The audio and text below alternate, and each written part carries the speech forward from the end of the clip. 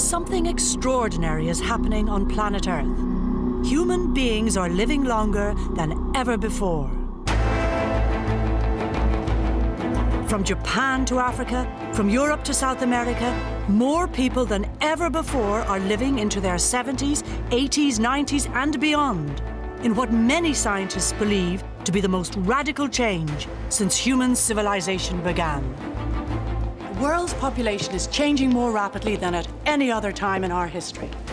According to the UN, the number of older people trebled between 1950 and 2000 and will treble again over the next 40 years. In just a few short decades, 1/3 of the developed world's population will be over 60. Imagine what that will look like. Here in Ireland, the same incredible transformation is underway.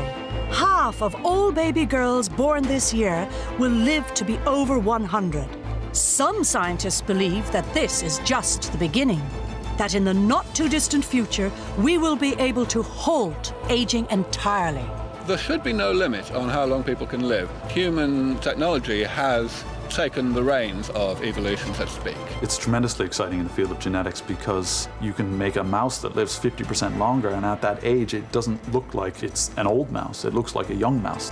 In Ireland, scientists, doctors and sociologists are trying to understand the processes affecting our age and what implications they will have for our future. Never before in the history of mankind have we a society where so many people have the privilege of living into old age. It's either what they call a burden or a bounty, and we're at a stage now where, to a large degree, we can influence which outcomes we have.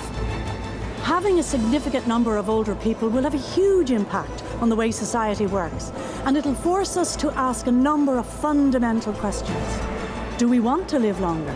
Can we afford our pension and healthcare system? What will the third age mean for you and for me?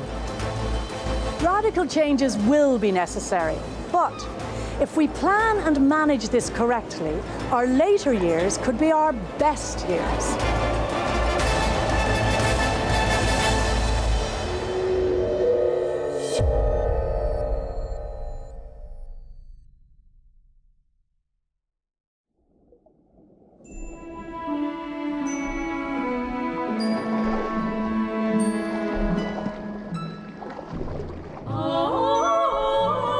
I swim because I love it, and physically it's good, emotionally it's good, spiritually it's good every way. Myself and my friend, during the season we try and get in at least one swim a day and sometimes two. And to come down and the sea is kind of pink with the sun, and to get into that water, it's a very good, energetic, enervating feeling of achievement. Words like old and young don't have a huge meaning for me, except that feeling, of course, that I know objectively at my age I'm considered old and I'm not quite as spry as I was. But in terms of my heart and my feelings and my joys and my wishes and my ambitions, I'm ageless, I think.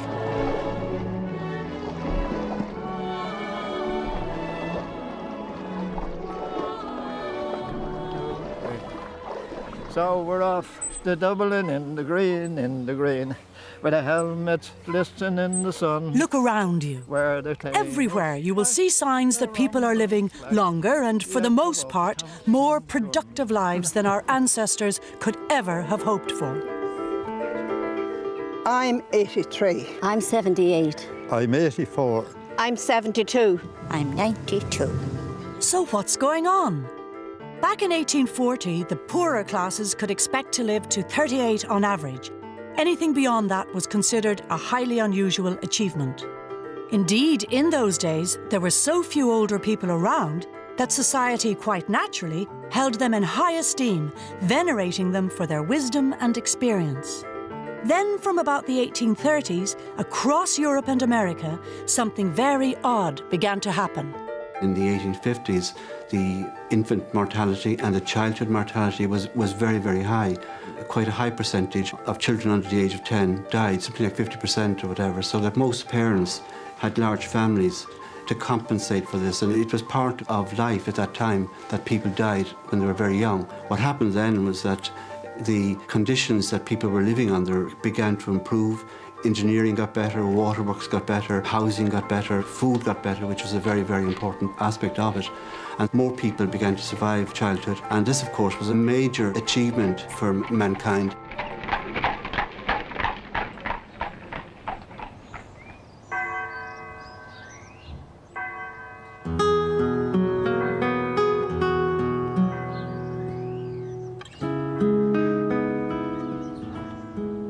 This demographic shift can be clearly seen in a visit to a graveyard. Take a look at the headstones. These ones are from the early 1800s. Look at the ages people were dying at. A 6-year-old there, a 16-year-old here, a couple of people in their 20s over there. Absolutely normal for the times. Now look what happens from the 1840s onwards. Average life expectancy begins to rise and continues to do so at a remarkably consistent rate. Today in Ireland, women can expect to live to 81 years and men to 76. What is most interesting is that scientists believe the increase will continue at the same rate. By 2040, we can expect to live to 104. Who knows what we might be looking at in the future? So what does this mean for you at home? If you were born in the 1940s, you can expect on average to live to about 70 years of age. If you were born in the 1960s, you should be hoping to hit 75, all things being equal. And if you were born in the 1980s, you should be looking for at least 80 years of life. If you've just been born now, then you should be planning to live to 90, 100 or more. Clearly something incredible is happening. We are living longer than at any other time in human history. The big question is why?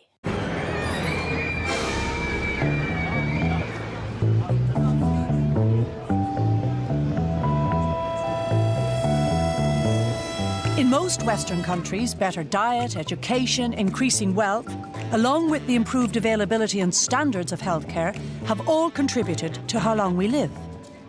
In the current economic climate, it may seem hard to credit, but on the whole, our lives are better than those of our grandparents and our great-grandparents. Modern life is easier, it's less stressful and more fulfilling. We've better food, better hygiene, and more time to relax than we ever had before. This is not just a Western phenomenon. A similar growth in the ratio of older to younger people is being observed across the developing world. In fact, it's happening even faster there, as better medical care, education, water systems and food chains are put in place, allowing many to benefit from improved quality of life within a single generation. These changes in lifespan will present a major challenge to the infrastructure of countries across the planet. It's very important when talking about life expectancy to remember that when we say people had a life expectancy of 50 in the past, it meant that the average age of death was 50. People were living to 70 and 100 then as well. The difference is going to be that we're going to have an entire cohort, all of whom will be 70 and 80 years of age, and all at the same time. That's potentially very, very exciting. What is even more fascinating is that many experts believe that advances in science and technology will see humans living longer than anything predicted before. I think genetics is providing more and more answers all the time to questions that have occupied philosophers for millennia. You know, there's a kind of a question of how far into science fiction you go in making these kinds of predictions. I don't see any theoretical reason why you couldn't halt aging in its tracks. It is possible that some of us living today might achieve what humans have longed for since time began: immortality. Before we look at how aging might be halted altogether, let's first consider some ways in which we can have a direct impact on the length of our lives. After decades of research, scientists have confirmed 6 critical factors which dramatically alter the quality and longevity of life. And most of the things that we know contribute to living longer can be found in a place like this. Good balanced diet, consistent exercise, friends, good friends, laughter, sex, and happiness. Happy people live longer. The first step to happy, healthy, longer life is exercise.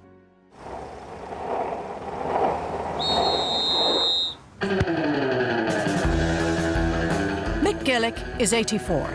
I wouldn't see myself old at all. It's a great thing when someone says to me, what age are you making? I say 85 or not. No one ever says I am. They don't agree with me. So, like, you get a great kick out of that. But no way would I be past it. Because, like, I'm popular with the women too. That Mick does not feel past it has probably got a lot to do with the amount of exercise he takes.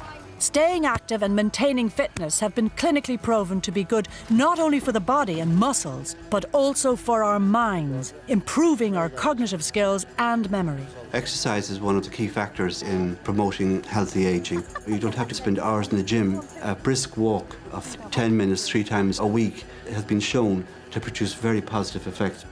I like this one. It's good for your knees. We come over, we shake a leg over here, I'm telling you. This keeps us alive. It increases your self-esteem, your feeling of well-being, and your sense of happiness, and these are all very positive things. Well, I didn't have mine, but...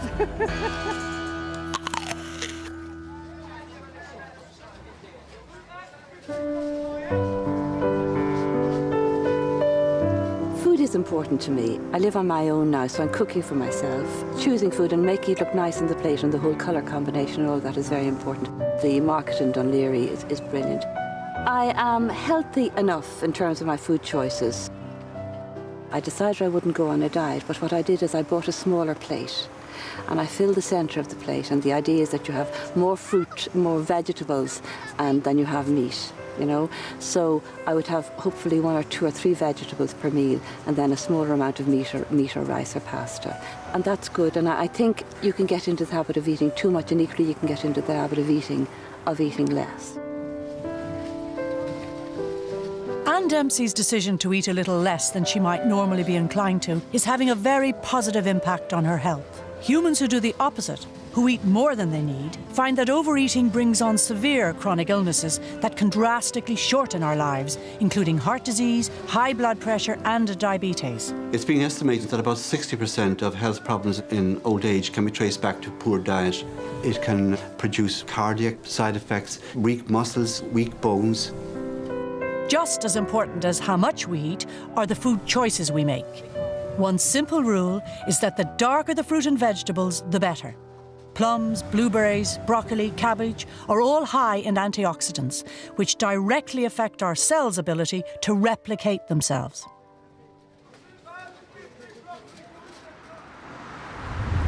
My heart in the Black Hills of Dakota. People who maintain good relationships with others are 50% less likely to die young.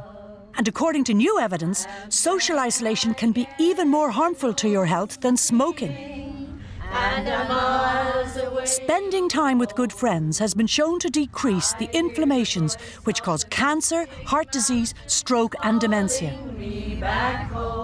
The extent to which you maintain relationship with friends is vitally important to your health and your well-being. And living a life with purpose, with meaning, having lots of have-to-dos in a day is very important. The Third Age Foundation in Summerhill, County Meath, is one of many new establishments where older people come together to enjoy their later years. Well, the third age, it means a lot for me. Because first of all, when my wife died, which would have been 15 years ago, I got in touch with Summerhill. So I won't say it filled a void, but it did fill in a lot of the missing pieces, if you like. This more or less opened my eyes to a new life. When I get older, losing my hair, many years from now.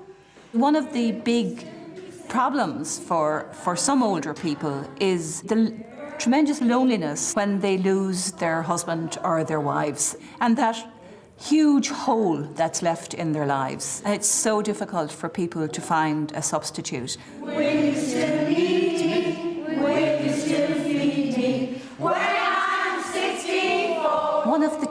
things is to make it easy for older people to stay socially engaged, that they are there absolutely in the centre of their communities, that they feel that there are things they want to go to, people they want to meet, things they want to achieve.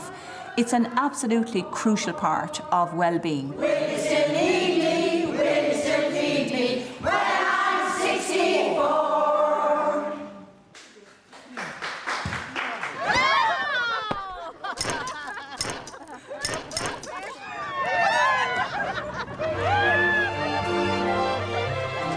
Laughter is hugely important for health.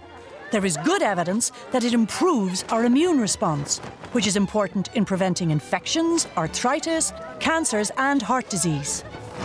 In fact, hospitals in America have introduced clowns to the wards, and their presence has been shown to improve the speed at which patients recover.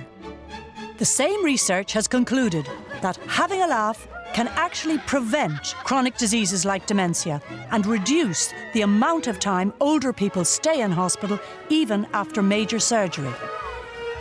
For those of us approaching later life, this has to be good news, as is the news that doing something everyone enjoys can bring additional benefits.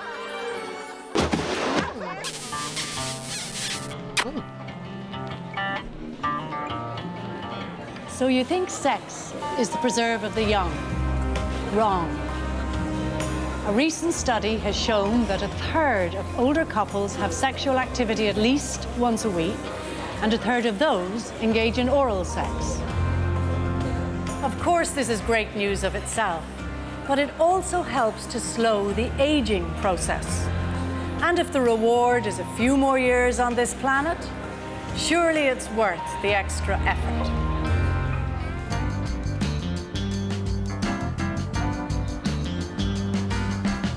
First time I saw you walk on by. I worked in the airport, Dublin Airport.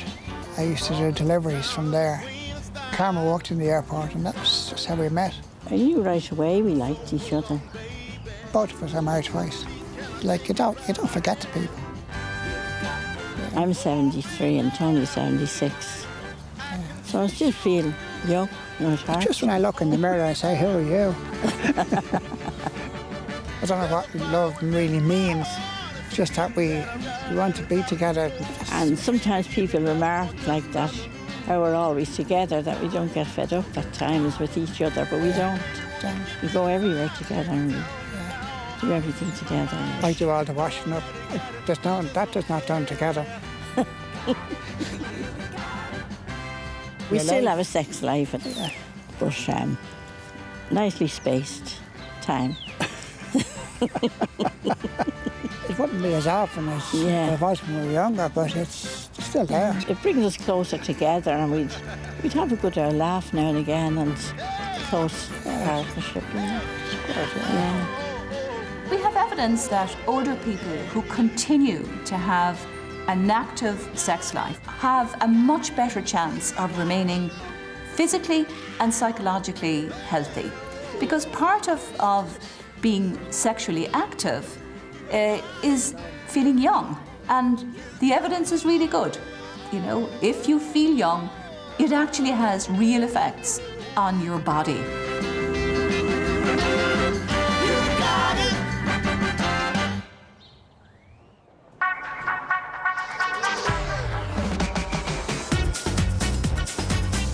The sixth step to a longer life is choice. Having the power to choose to live your life in a way that interests you. Too often when we hit our 60s, we are forced to take a step back, to limit our horizons, to stop participating in society. Why should we have to stop working at a particular age, or stop having sex, or hang up the car keys? What's becoming clear to us in the scientific community is that having choice is critical for a successful and healthy later life. The choice to live the way we want, where we want, to enjoy our friends, to carry on working and to do what stimulates us. Who says life should end at 65? So, If we look after our diet, exercise, and enjoy ourselves, we can add many happy years to our lives. When combined with better living standards and advances in medicine, these factors will see human lifespans escalate rapidly in coming decades, leading many scientists to believe that the first person to live to be 150 has already been born. But that may only be the start of it. Imagine for a moment that there was no such thing as old age, that we could live forever. Even as we speak, hundreds of laboratories around the world are researching this very question. Understanding the cause of aging will enable us to manipulate cells so that we can stop them from aging and from dying. Scientists are literally this far from finding the mythical elixir of eternal life.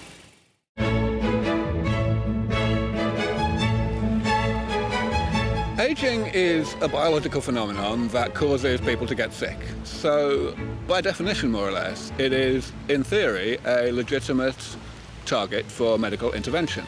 The real question then is, can we actually develop medicine in the foreseeable future that will treat aging just as effectively as we can currently treat infectious diseases, for example? And I think, yes, I think there's a very good chance that we will be able to do that in the next few decades. Dr. Aubrey de Grey is a visionary, working at the front line of genetics. He and the Sense Foundation he runs are working to make advances in genetic science which will substantially increase the human lifespan. You can think of it as simply preventative geriatrics. Some of the fixes will involve gene therapy. They will involve actually using viruses typically to manipulate the genomic and genetic composition of our cells. Some of them will involve stem cell therapy, putting new cells into the body that have been conditioned in the laboratory so as to proliferate and differentiate into the types of cell that are not being automatically replaced by the division of stem cells that are in the body already. There may also be more traditional types of medicine involved, things like vaccines and regular pharmaceutical drugs. And there may also be surgery involved. We may, in some cases, want to replace whole organs with organs created using tissue engineering, for example. So what this means in terms of how long people will actually live, and I want to emphasize that I don't work on longevity. I work on keeping people healthy, and the longevity benefits are simply a side benefit. But the consequences in terms of longevity will be determined by what we achieve with regard to causes of death that don't have to do with aging. So at the moment, if we calculate how long people would live if they maintained the same risk of death each year that they have at the age of, let's say, 25, then we come out with numbers around 1,000 years. That's the average lifespan. And of course, some people would live a lot longer than that, and some people less long.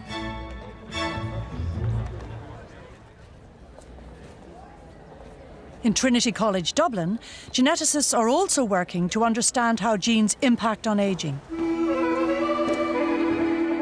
One approach being followed is research into why different organisms begin to die at particular points in their lives.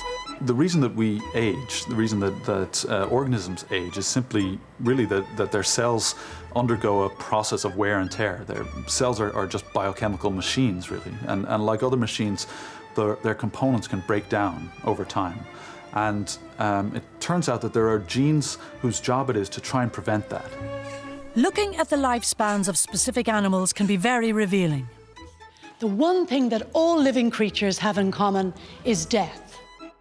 But what's interesting is it strikes at different times dependent on the species. The mouse dies at 3, the giraffe at 40, the dog at 18. Humans manage about 80, while Darwin's turtle can live to 150. And then there's the freshwater hydra. Now, as far as we know, this lives forever. If we could find out what makes it immortal and apply that to humans, we might be able to end aging completely. One cause that geneticists have discovered to influence lifespan is food. When you decrease the nutrients available to an organism, it lives longer. Recent research has shown that if a mouse reduces its dietary intake by 1/3 from birth, it will extend its lifespan by 30%. Even when the same reduction in food intake is introduced halfway through the mouse's life, it still has a massive impact. The mouse will live 20% longer. While we don't definitively know if this applies to humans, there is emerging evidence that a significant dietary restriction could extend our lifespan by 5 years.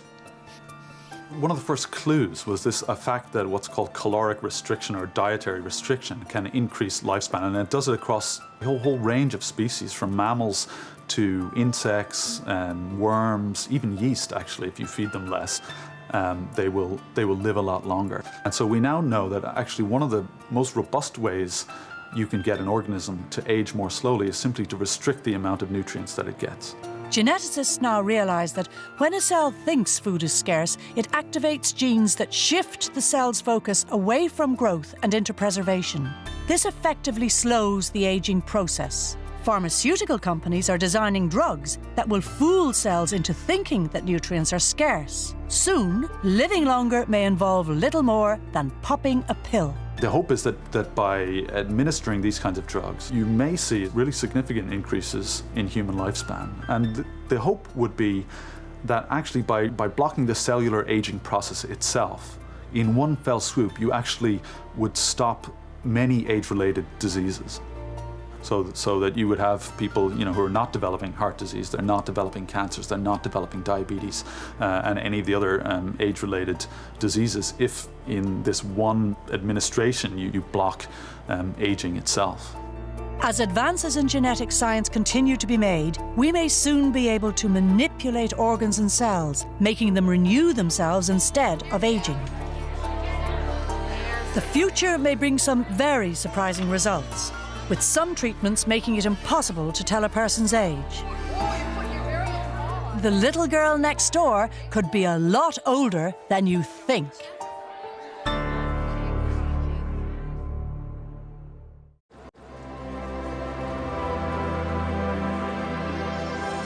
The human race is going through a radical transformation. People are living longer and fuller lives. And pretty soon, genetic treatments may allow us to live even longer than could ever have been previously imagined. All of this will have major implications for how we work, when we retire, and how we manage healthcare. What if we crack the cause of aging and can modify the aging process so that we're all living significantly longer? Think of the demographic change. The majority of people living will be over the age of 60. This will require a fundamental change in the structure of our society. The question is, are we ready for this?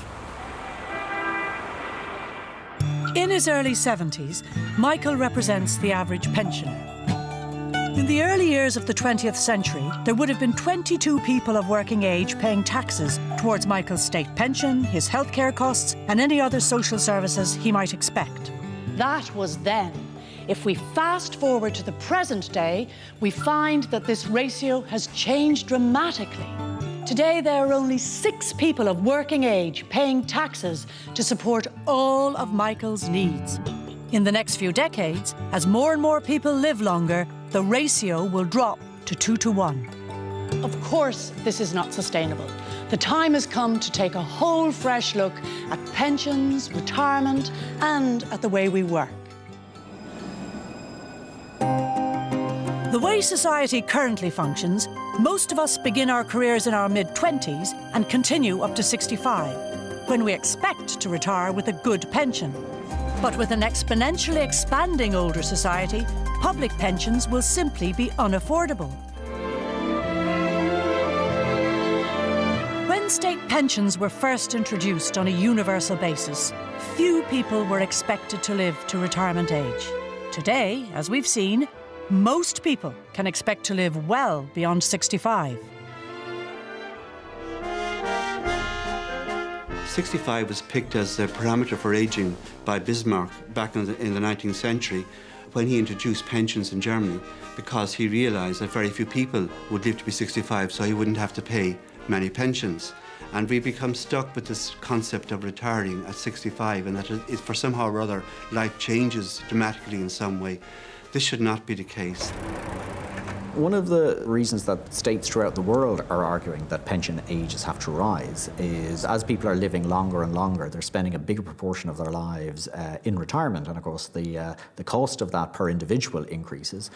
If you go back to about 2005, state spending on old age social welfare pensions amounted to about 3% of gross national product.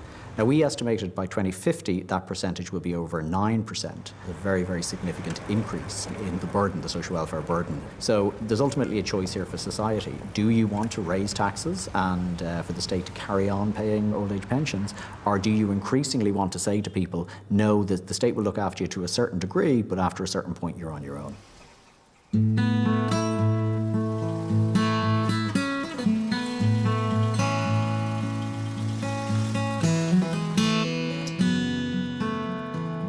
Think of the value that older people can bring to the workforce. Think of the sheer wealth of knowledge they have accumulated across a lifetime. As we get older, our speed and reaction capabilities decrease, but there is a lot to be said for the expression, wise old owl. My name is Patrick Casserly. I was 78 on the 7th of March of this year. I can't see myself as old. I still think I can do the things I did 25 years ago, and I try to do the things I did 25 years ago. That's what keeps you going. So in actual fact, I'm not retired.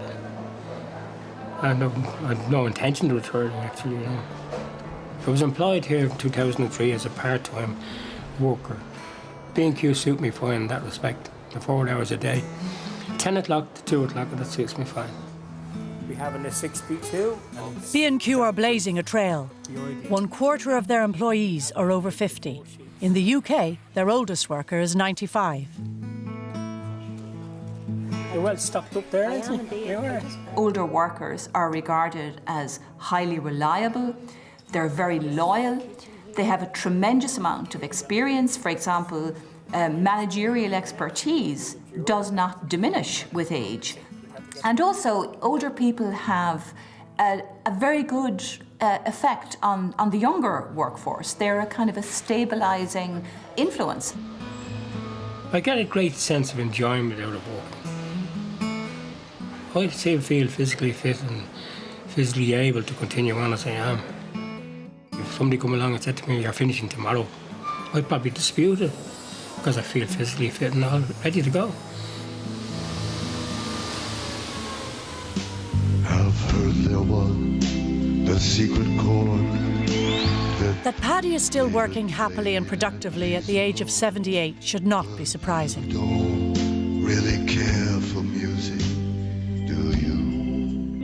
With the ring of a bell in the back of my mind. We're not surprised to see iconic figures in the fields of arts and media working long after people in other areas have retired. Why should this not be the case in the fields of education, social services, law, business management, where older people could be an incredible asset? Eddie Brennan gives it inside now to Richie Power, and Richie Power, the goalkeeper is out. He has it though. Other countries around the world have already begun to change their approach. In Japan, which faces a similar situation to Ireland, 5% of over 90s are still at work. And in Holland, 65% of grandmothers and 60% of grandfathers provide childcare. In doing so, they are making an enormous contribution to the economy and to society as a whole. With living into our 90s and 100s set to become the norm, we will have to radically and urgently rethink the way we live. Our typical sort of model of work is that you get sort of promoted and promoted and promoted, you acquire more and more responsibility, and then in a sense you go out at the top. It's unusual enough for people to step down, but a lot of the research in the area would say that that's exactly what people want to do. Then I think it's an opportunity to rethink working life. We don't want necessarily to hurtle through life in a very intensive 40-year working period. We could redesign it so that people have time out at a time when they're having children, and then at the same time to be able to work much, much later, into later years, but at a different pace. The next few decades will see radical change in the areas of retirement and pensions, but they will pale in comparison to the changes we will see in what is one of the most complex and expensive sectors in society, healthcare.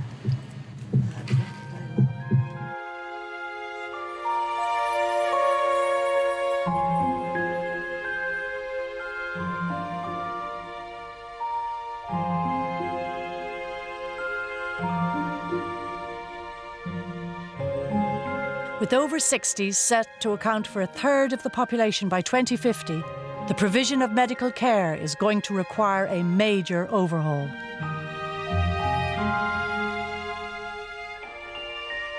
As senior gerontologist in St James's Hospital in Dublin, Professor Davis Coakley understands the problem well. One of the biggest challenges is health in old age. There are several significant problems old people can develop, such as respiratory problems, cardiac problems, strokes, osteoarthritis, neurological problems such as Parkinson's, endocrine problems which can often be missed.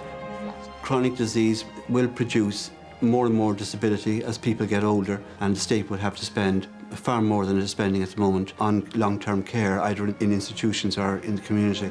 This is likely to go up significantly if we don't take a more sensible attitude to ageing.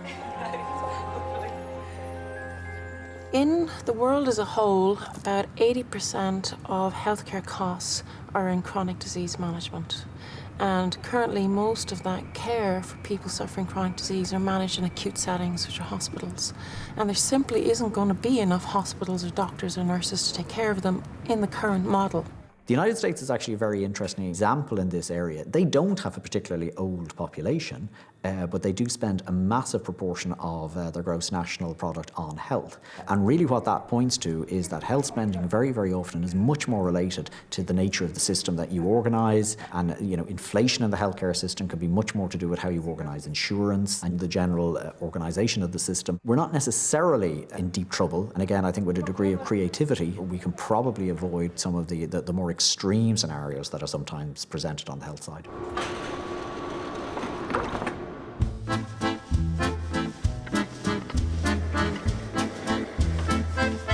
At 114 years old, Anne Eugénie Blanchard is currently the oldest living person on Earth. For the past 30 years, more than a quarter of her life, Anne Eugénie has been living in a nursing home. I'm sure she's comfortable, but it's probably not what she had in mind.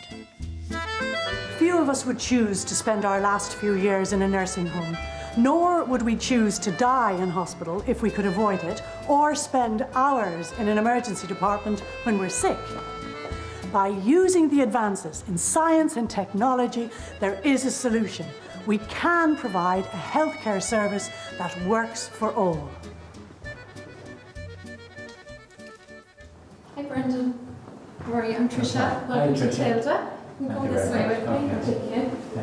Thank you. The key to the new approach is to keep people out of the hospital system for as long as possible, instead focusing on prevention and early detection.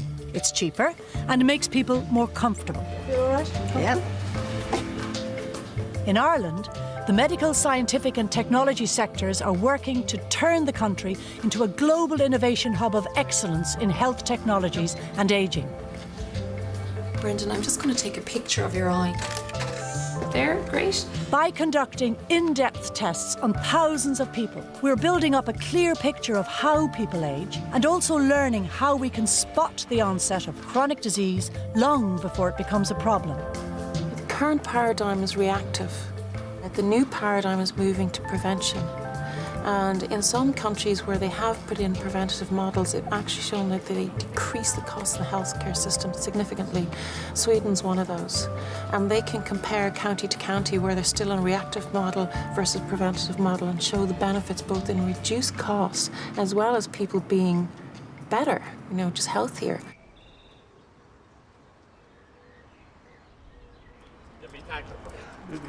I'll see you there.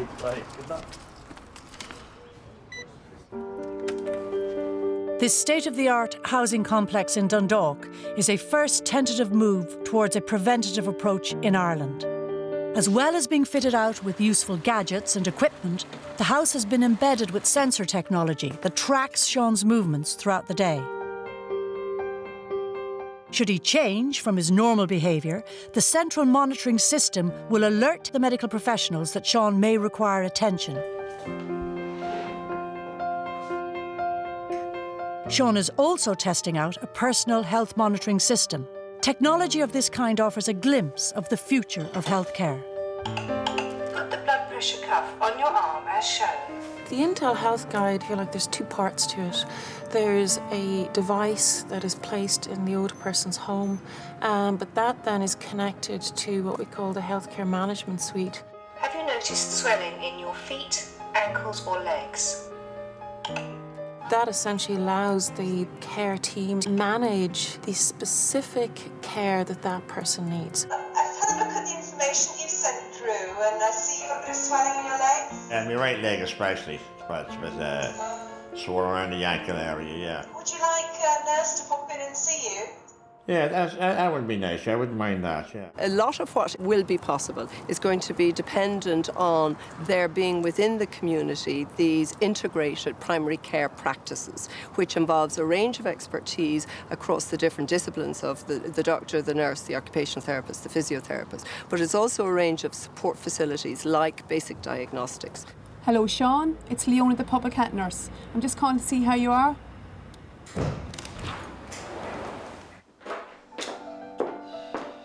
As technologies advance and we come to understand ageing better, the aim is to provide a more tailor-made medical service that is tuned to the actual needs of each individual person and focused on the community and on the home.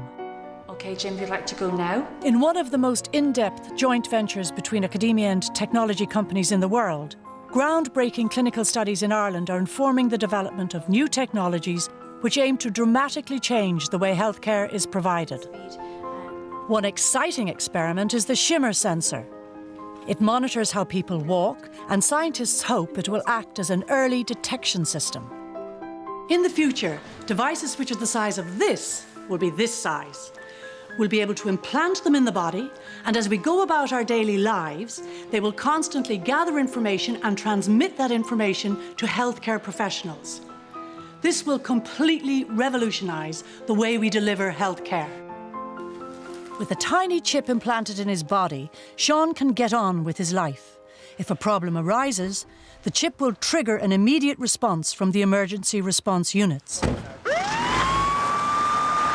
I think certainly when we develop sufficiently sophisticated monitoring and diagnosis done by things that are, for example, implanted in the body or else are in the home, then it will certainly be possible to identify when someone is at risk of some real medical emergency before it happens, and thereby come and effectively take you off to get preventative treatment before you even know consciously that you're ill.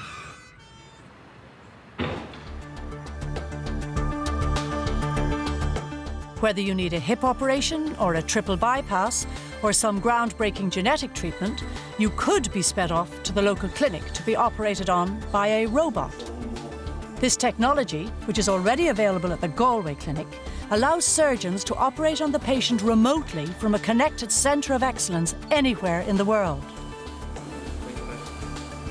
Robotic theatres like this will become more prevalent, allowing for a far more effective and efficient delivery of primary health care. I think today's telecare and telehealth systems are just the beginning. They're kind of like the first foray into this new space. I think it'll be a lot more sophisticated. I think we will have healthcare on whatever kind of portable devices that we carry, whether it's a PDA or a cell phone. I think we will be wearing some kind of sensors, whether it's just on the body or in the body. I think we'll just get so used to an information flow going over and back between us and whoever our healthcare team is. I think there's endless possibilities in terms of not just health management, also wellness and staying well so that you prevent disease. When we consider the state of the Irish Health Service, many might think that radical changes like these are way beyond the scope of its capacity. And yet, as increasing numbers of people achieve longer and longer lifespans, there will be no alternative but to provide the new technologies and genetic therapies that are being developed. The economic arithmetic is totally incontrovertible. Today, we have the situation where the amount of money that's spent on the average person's medical care in the last year of their life is actually more than what's spent on their medical care throughout the whole of the rest of their life added together. And that's irrespective of how old they are when they die. Now, all that money is going to be saved because people aren't going to get into the state of having Alzheimer's disease or cardiovascular disease or cancer and so on. And yes, these therapies are going to eat up some of that money, but only a small proportion. So from the point of view of any developed nation, it's going to be economically suicidal not to give your populace these therapies free at the point of delivery.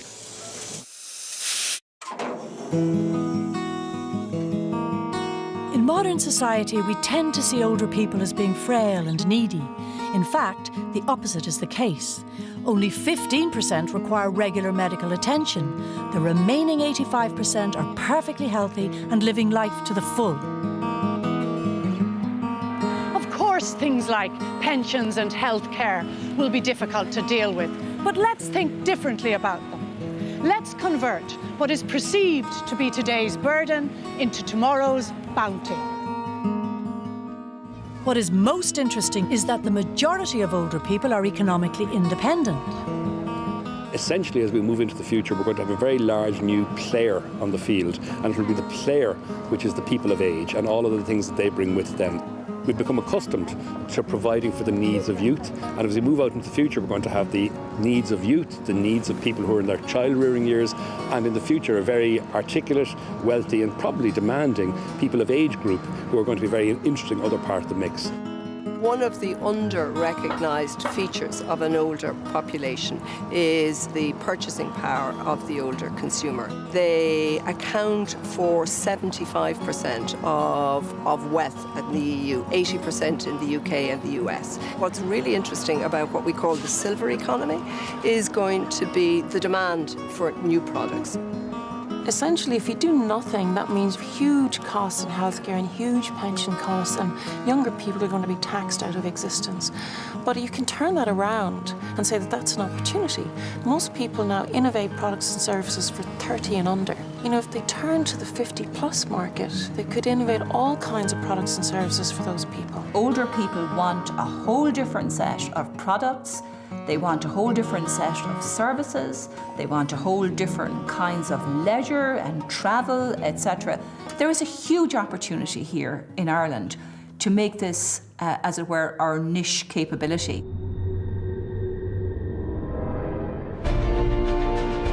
Increasing lifespans have become a feature of nearly every country around the world, and the market for goods and services targeted at the elderly will become a really important feature of the global economy in the next few decades. Ireland is already at the forefront, and with more impetus could be well placed to benefit economically. If we focus on developing medical expertise, gene therapies and new technologies, Ireland can become a leading player in what is set to become the great gold rush of the 21st century. So there are many pharmaceutical companies who are very interested in this kind of approach. If you're the person who discovers these biochemical pathways and you find a drug that blocks them, then yeah, that might be the elixir of youth, and clearly there's a lot of money to be made in it. The end of ageing is possibly the most radical change that human civilization has undergone for millennia. Dealing with it won't be easy, but it will be worth it. Of course, there are great challenges ahead, but we can overcome them. In many ways, we have no choice but to, because the generation who are growing old today are like nothing that has come before them.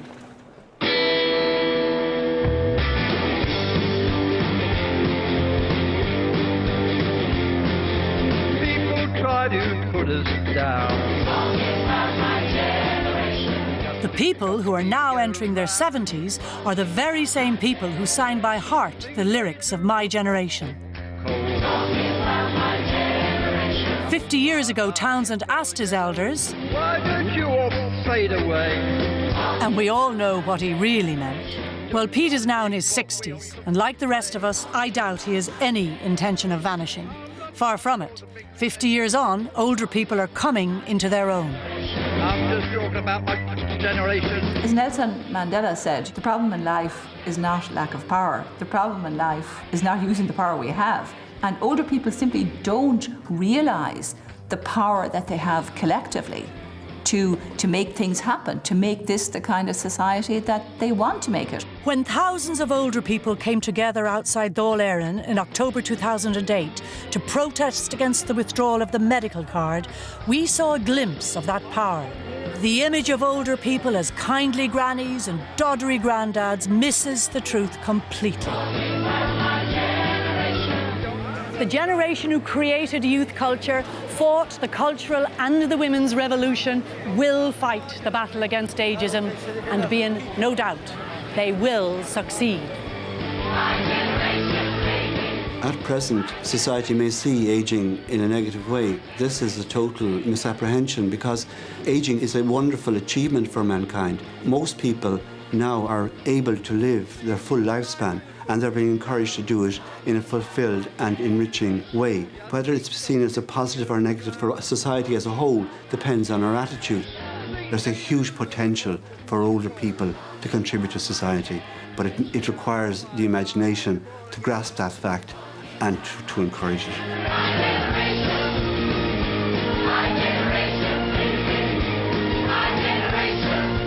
Everything as we know it is changing. The human race will never be the same again. It is time for us to welcome and to enjoy the potential for living longer.